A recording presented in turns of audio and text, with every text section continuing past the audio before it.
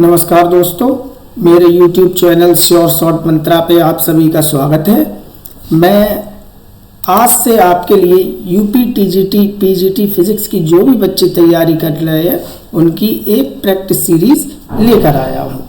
आज मैं आपका फर्स्ट टॉपिक डायमेंशनल एनालिसिस को डिस्कस करूँगा। यहाँ पर उसे क्वेश्चंस के थ्रू आपको समझाऊँगा। आप ये मेरी क्लास कौन सी है? ये मेरी क्लास है 1, ठीक है। So now this is our channel introduction sure short mantra. This is my introduction. My name is Rubal Gupta. Now let us see our first question. Which one of the following is a dimensionless quantity? इनमें से कौन सी राशि विमाहीन है? Option number 1 है हमारा latent heat, विशिष्ट ऊष्मा। Option number 2 gravitational potential, गुरुत्वीय विभव। ऑप्शन नंबर 3 इस वर्क कार्य। Option number 4 refractive index. Exam में काफ़ी ऐसी क्वेश्चंस पूछे जाते हैं कि इनमें से कौन सी जो क्वांटिटी है वो डायमेंशनलेस है। तो ये आप लोग याद करके रखिए। इसका आंसर होगा रिफ्रैक्टिव इंडेक्स। रिफ्रैक्टिव इंडेक्स कैसी क्वांटिटी है? डायमेंशनलेस क्वांटिटी है। और फिजिक्स में कौन कौन सी क्वांटिटीज है जो डायमेंशनलेस है? नंबर 1 पे आता है स्ट्रेन। स्ट्रेन मतलब विकृति, रिफ्रैक्टिव इंडेक्स, रिलेटिव डेंसिटी, सापेक्षिक घनत्व कहते हैं जिसे हिंदी में, solid angle, plane angle, quality factor. Quality factor जिसे हम क्यू से रिप्रेजेंट करते हैं, और स्पेसिफिक ग्रेविटी, रेनॉल्ड नंबर। ये सारी की सारी कैसी क्वांटिटीज है? डायमेंशनलेस क्वांटिटीज है। Now question number 2, which pair of dimension does not have same dimension?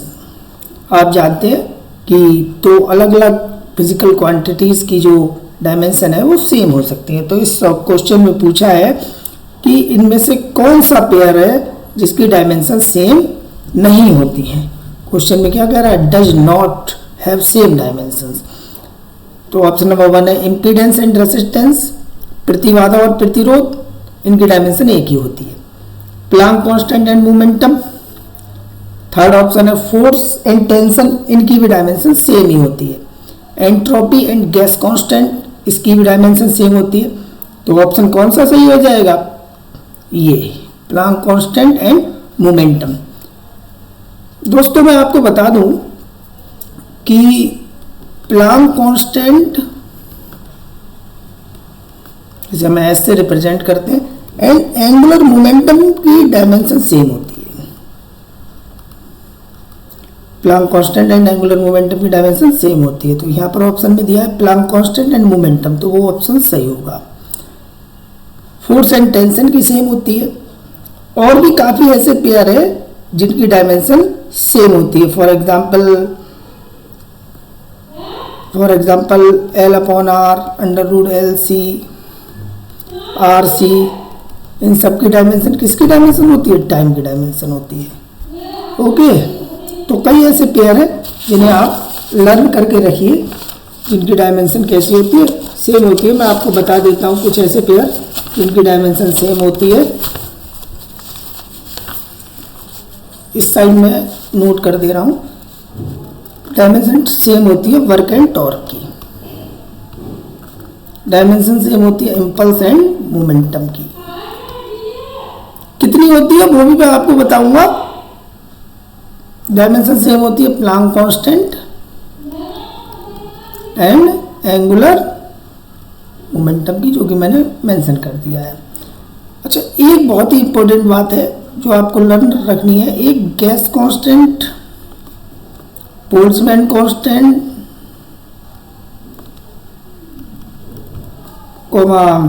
Heat capacity, entropy, इन सब की डायमेंशन भी सेम होती है। और ये पीजीटी के लिए बहुत ही इंपॉर्टेंट क्वेश्चन है। Next question, dimension of GR। जी क्या होता है? जी होता है हमारा यूनिवर्सल ग्रेविटेशनल कांस्टेंट, इसकी वैल्यू होती है 6.67 इंटू 10⁻⁻11 न्यूटन मीटर स्क्वायर पर किलोग्राम स्क्वायर। अब बेटा इसकी डायमेंशन कैसे निकालेंगे? इसकी डायमेंशन निकालेंगे ग्रेविटेशन के फॉर्मूले से, ग्रेविटेशनल फोर्स के फॉर्मूले से, जो क्या होता है F = G m1m2/r²। मैं कहता हूँ अगर आपको यूनिट पता हो तो आप डायमेंशन इस यूनिट से भी निकाल सकते हैं। आपको कुछ बेसिक डायमेंशन तो याद रखनी पड़ेंगी, ऑफ कोर्स, कोई दो राय नहीं है उसमें। अब देखिए इसका यूनिट है न्यूटन मीटर स्क्वायर पर किलोग्राम स्क्वायर। तो पहले मैं आपको इधर से बता देता हूँ कि न्यूटन फोर्स की यूनिट होती है, इसका मतलब फोर्स की डायमेंशन लगा दी हमने। mlt-2 मीटर लेंथ की होती है तो L लगा दिया, और ऊपर स्क्वायर का स्क्वायर लगा दिया, upon kilogram square, kilogram mass की यूनिट होती है। ये आ गया 2। अब इसे सॉल्व कर लेंगे, एक नीचे m रह जाएगा, m ऊपर जाएगा, माइनस का 1 हो जाएगा, L 1 और 2 3 हो गए, और t-2 कितनी है जी की डायमेंशन? m-1 L3 t-2। ये किस में है? ये लास्ट ऑप्शन में है हमारा, ठीक है। और जी की डायमेंशन पीजीटी और टीजीटी के पॉइंट ऑफ व्यू से काफी इंपॉर्टेंट है। Now fourth question, the dimension of Boltzmann constant is. अब देखिए इस क्वेश्चन में मैं आपको बताऊं, इस क्वेश्चन से आपको 4 क्वेश्चन और लर्न हो जाएंगे। मैंने अभी आपको बताया था कि गैस कांस्टेंट, जिसे R से रिप्रेजेंट करते हैं, बोल्ट्जमैन कांस्टेंट,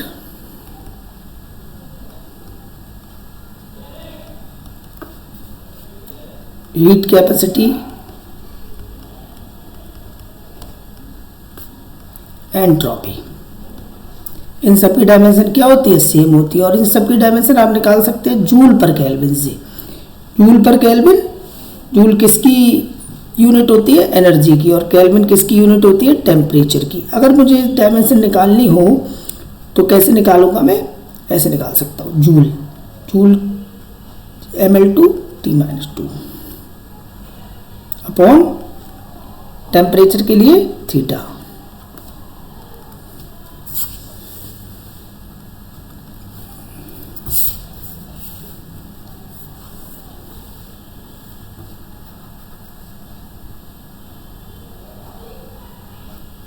ml2 t-2 θ-1, क्या होगा हमारा? ये आंसर होगा ml2 t-2 और θ-1, ये क्या होगा हमारा? ये आंसर होगा, ठीक है। तो इस क्वेश्चन में कौन सा ऑप्शन ठीक होगा? इस क्वेश्चन का ऑप्शन नंबर 4 ठीक होगा। Now move to next question, the dimensions of 1/√μ0 epsilon naught is same as the dimension of। तो आप जानते हैं कि μ0 क्या होता है? μ0 होता है magnetic permeability of free space. लिख दूं क्या? मैग्नेटिक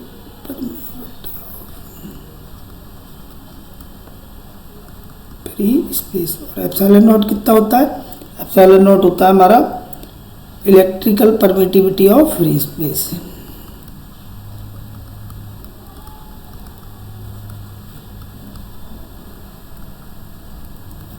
ठीक है, वैसे तो हम इसकी डायमेंशन कूलाम लॉ से निकालेंगे, इसकी डायमेंशन बायो-सैवर्ट लॉ से निकालेंगे, फिर इसमें रखेंगे तो निकल कर आएगी। एप्सिलॉन नॉट म्यू नॉट की डायमेंशन हम अलग से डिस्कस कर लेंगे। यहाँ मैं आपको बता देता हूँ कि इसकी डायमेंशन जो है वेलोसिटी की डायमेंशन के बराबर होती है। वेलोसिटी की डायमेंशन क्या होती है? LT-1। और ये बहुत ही इंपॉर्टेंट क्वेश्चन है, ठीक है, पीजीटी के लिए और टीजीटी के लिए तो बहुत ही इंपॉर्टेंट क्वेश्चन है। Next is 1 sec is equal to, ये भी अगेन वेरी इंपॉर्टेंट क्वेश्चन। और इस 1 sec क्या होता है? 1 sec जो है स्मॉलेस्ट, सेक जो है वो स्मॉलेस्ट यूनिट है टाइम का, टाइम का स्मॉलेस्ट यूनिट है, ठीक है। और 1 sec इक्वल टू कितना होता है? 10⁻⁻8 सेकेंड। एक बार ही क्वेश्चन आ भी चुका है पीजीटी में, रिपीट हो सकता है। Now L/R CR√LC have the dimension of, मैंने फर्स्ट स्लाइड में ही आपको बताया था कि इसकी डायमेंशन किसके बराबर होती है, टाइम की डायमेंशन के बराबर। टाइम की डायमेंशन होती है कितनी है, t होती है। Next question, 1 light year is equal to, 1 light year is equal to, आप जानते हैं लाइट ईयर क्या होता है, लाइट ईयर किसका यूनिट होता है, लार्ज डिस्टेंसेस का।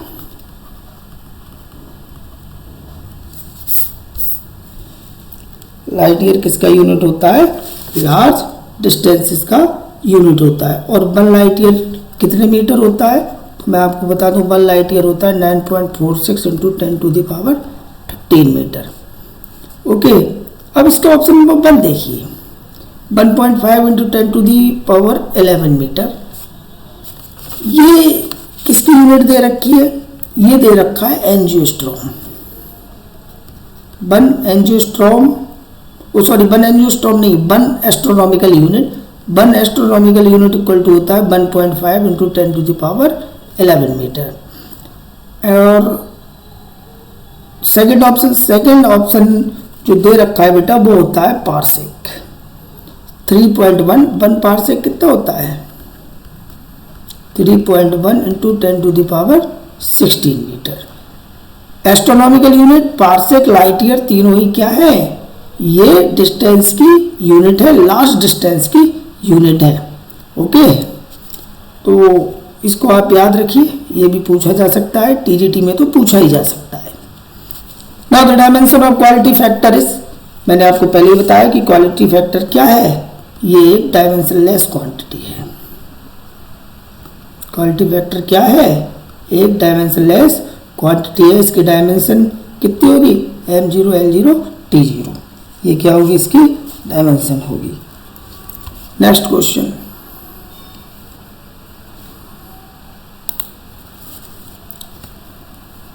P + A/B², B - B = RT। ये क्या है बेटा, ये फ्रेंड्स हमारी वान डर वाल इक्वेशन है। ये क्या है, वान डर वाल इक्वेशन है। और इसमें किसकी पूछी है, ए और बी जो कांस्टेंट है उनकी डायमेंशन पूछी है। मैं आपको बता दूं ये क्वेश्चन भी एग्जाम के लिहाज से बेहद इंपॉर्टेंट है। तो आइए इसमें ए और बी की डायमेंशन दोनों की निकाल लेते हैं। क्वेश्चन में भले ये की पूछी हो, देखिए पी क्या है, यहाँ पी प्रेशर है, where the symbol have their usual meanings, इसीलिए मैं आपको बता दे रहा हूँ पी प्रेशर है। और A/B² ये उसमें जोड़ रहा है, ठीक है, प्रेशर में A/B² जोड़ रहा है। हम फिजिक्स में जानते हैं सेम क्वांटिटीज में सेम क्वांटिटीज ही ऐड हो सकती है, सेम क्वांटिटीज ही सब्ट्रैक्ट हो सकती है। Hence dimension of P same होगी किसके डायमेंशन के, डायमेंशन ऑफ A/B²। इसका मतलब ये कितना आ गया, PV² आ गया। ये कितना आ गया, PV² आ गया। अब P क्या है, यहाँ प्रेशर है। प्रेशर की डायमेंशन कितनी होती है, तो मैं आपको बता दूं, आप और भी ज़्यादा सिंप्लीफाई करके निकाल सकते हैं, फोर्स/एरिया × B²। फोर्स की कितनी होती है, mLT - 2। B वॉल्यूम है, वॉल्यूम की होती है L3, 2 ऊपर लगा दिया, एरिया L²। नाउ अब इसे सॉल्व करेंगे, m तो m रहेगा ही, ऊपर कितने L हो गए, 3 दूनी 6, 1 7 हो गए, 2 नीचे हैं कट गए, ऊपर कितने L रह गए, 5 और t - 2। ये a की डायमेंशन आ गई। ये किसकी डायमेंशन आ गई, a की डायमेंशन आ गई। अब b की डायमेंशन डिस्कस कर लेते हैं। तो देखिए b कहाँ है, b - b, वॉल्यूम में से कुछ घट रहा है तो वॉल्यूम में से वॉल्यूम ही घट सकता है, अतः डायमेंशनली b = b होगा। और b की डायमेंशन कितनी होती है, L3, ये b की डायमेंशन आ गई। Okay, now move on to next question. Choose the wrong statement regarding gravitational force. हम जानते हैं नेचर में 4 फंडामेंटल फोर्सेस होते हैं, उनमें से एक ग्रेविटेशनल फोर्स भी होता है। कौन कौन से होते हैं 4 fundamental force, gravitational force, strong nuclear force, weak nuclear force and electromagnetic force. इन चारों फोर्सेस की आपको पेपर के लिए प्रॉपर्टीज याद रखनी है। जो कि बहुत इंपॉर्टेंट है। तो इसी की ग्रेविटेशनल फोर्स की प्रॉपर्टी दी है, उसी में से क्वेश्चन पूछा है।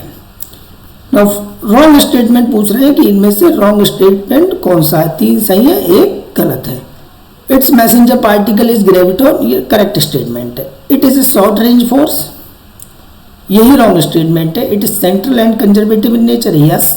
It is weakest force in nature, ये भी बहुत इंपॉर्टेंट प्रॉपर्टी ग्रेविटेशनल फोर्स की, ये वीकेस्ट फोर्स होता है नेचर का। It is a short range force, नहीं बेटा, ये इनफाइनाइट रेंज का फोर्स है। ये शॉर्ट रेंज फोर्स नहीं है, ये इनफाइनाइट रेंज का फोर्स है। और क्या प्रॉपर्टी होती है उसकी? ये सेंट्रल होता है। एक और प्रॉपर्टी इसकी, ये ओनली अट्रैक्टिव होता है, ये कभी भी जिंदगी में रिपेल नहीं करेगा।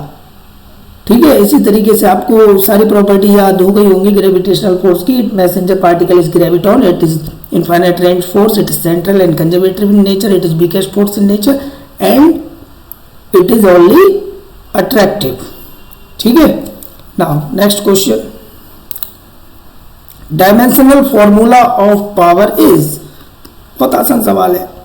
कितना हुआ पावर का? पावर होता है कितना? Work upon time. वर्क की क्या होती है? ml2t - 2, टाइम की नीचे लगा दो t, ml2 ऊपर गया t - 3 हो जाएगा, आंसर आ जाएगा ml2t - 3। ml2t - 3 कहाँ है? थर्ड ऑप्शन में है, ml2t - 3। Simple. Next question, name the quantities which have units and no dimension. Plane angle and solid angle की क्या होती है? यूनिट्स तो होती है लेकिन डायमेंशन नहीं होती है। प्लेन एंगल की यूनिट क्या होती है?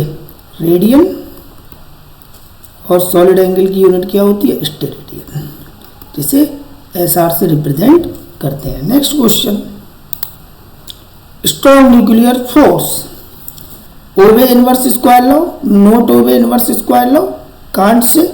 अच्छा बेटा, एक और प्रॉपर्टी थी जो 13 क्वेश्चन में 11 क्वेश्चन में रह गई, gravitational force inverse square law को भी ओबे करता है।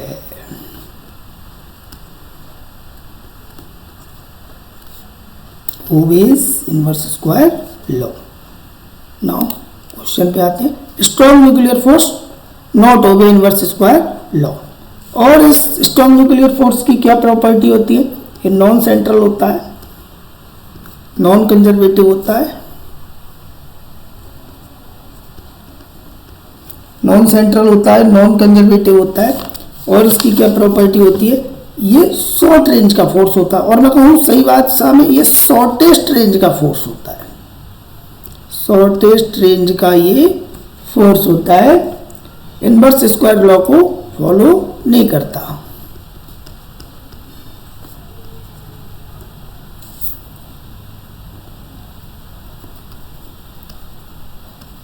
Do not obey inverse square law.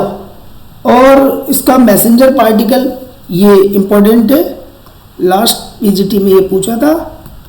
इसका मैसेंजर पार्टिकल होता है पाई मेजॉन, जिसे एक्सचेंज फोर्स के नाम से जानते हैं। ओके, तो ये मैंने आपको 2 फंडामेंटल फोर्सेस की प्रॉपर्टी बता दी है, आप लर्न कर लीजिए, पेपर में श्योर क्वेश्चन आएगा। The dimensional formula for coefficient of viscosity is, this is again very important question from the point of view of TGT and PGT. अब इसको मैं फिर यूनिट से निकालूंगा। देखिए, यूनिट से निकालना आसान है। यूनिट से निकालने में क्या फायदा है? आपको यूनिट भी लर्न हो जाएगी और डायमेंशन भी आसानी से आप निकाल लेंगे। तो इसका आंसर तो फर्स्ट ठीक होगा, ml-1 t-1। अब देखिए क्या क्या यूनिट्स होती हैं कोएफिशिएंट ऑफ विस्कोसिटी की। तो एक होती है पॉइजनी, एक होती है पास्कल सेकंड, एक होती है किलोग्राम पर मीटर पर सेकंड। ठीक है, अब आप 3 यूनिट में से जिससे चाहे निकाल सकते हैं। मैं निकालूंगा लास्ट वाली से। तो किलोग्राम ये मास की होगी, m लगा दिया, मीटर पर मीटर l-1 हो गया, पर सेकंड आ गई ml-1 t-1। पास्कल सेकंड से भी आप देख लीजिए, ये आएगी। पास्कल किसकी होती है? प्रेशर की। प्रेशर कितना होता है? Force upon area. सेकंड का मतलब टाइम, और एरिया, अभी सॉरी फोर्स, ये हो गया टाइम। फोर्स की लगाई हमने mLT-2 और टाइम की लगाई T/L2 m। एक L ऊपर है, दो नीचे हैं, एक कट गया, नीचे जाएगा ml-1 हो गया और T-1 -1 हो गया, ml-1 T-1। इसीलिए आप हमेशा यूनिट्स डायमेंशन निकालिए। Next, the dimensional formula for 1/μ0 ε0। इस क्वेश्चन पे थोड़ा मिसप्रिंट है, ये पूछा गया है आपसे 1/√μ0 ε0 का। इसकी डायमेंशन जो है वेलोसिटी की डायमेंशन के बराबर होती है, ठीक है। और वेलोसिटी की डायमेंशन कितनी होती है? LT-1। इसका ऑप्शन नंबर क्या सही होगा? फर्स्ट सही होगा। ये क्वेश्चन थोड़ी देर पहले भी आया था, फिर से रिपीटेड है। Now, which of the following is not a derived unit? इसमें से कौन सा ही व्युत्पन्न राशि नहीं है? फर्स्ट, फ्रीक्वेंसी आवृत्ति, सेकंड, प्लांक कांस्टेंट, प्लांक नियतांक, थर्ड, ग्रेविटेशनल कांस्टेंट, गुरुत्वाकर्षण नियतांक, फोर्थ, इलेक्ट्रिक करंट। आप जानते हैं फिजिक्स में इसका आंसर होगा इलेक्ट्रिक करंट। पहले तो मैं आपको ये बता दूं, और आप जानते हैं कि फिजिक्स में 7 फंडामेंटल क्वांटिटीज होती हैं। लेकिन मुझे ये पेन टैब ज़्यादा यूज़ करना आता नहीं है, ये मेरी पहली क्लास है और मैंने नया ही लिया है ये। नाउ, पहली length, second mass, third time, fourth electric current, 5 quantity of substance,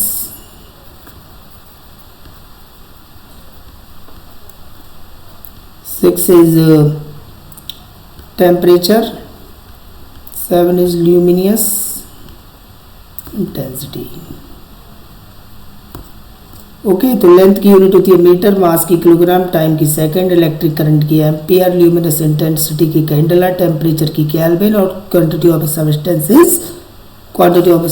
is mole. Okay, तो इसमें ये 7 फंडामेंटल क्वांटिटीज हैं। बाकी जितनी भी क्वांटिटीज हैं वो इससे ड्राइव्ड हैं, उन सबको क्या कहते हैं? व्युत्पन्न राशियां कहते हैं, क्योंकि वो इनसे ही निकले हैं। नाउ नेक्स्ट, ओके, यहाँ क्वेश्चंस की ये सीरीज एंड हो गई। आज पहली क्लास है, इसीलिए मैंने 18 क्वेश्चन रखे हैं। आगे आने वालों में मैं 25 से 30 क्वेश्चन आपको हर दिन दूंगा। ये मेरी चैनल की डिटेल है। आपको अगर पसंद आया हो मेरा पढ़ाना, आप लाइक, शेयर, सब्सक्राइब कर सकते हैं। ये चैनल इंस्टा पे भी है, यूट्यूब पे भी है, फेसबुक पे भी है और टेलीग्राम पर भी है। जैसे जैसे इनका यूज़ बढ़ेगा मैं आपको बताता जाऊंगा कि मैंने जो स्लाइड है वो कहाँ ये पोस्ट कर दिया, आप वहाँ जाकर देख सकते हैं। Very very thank you.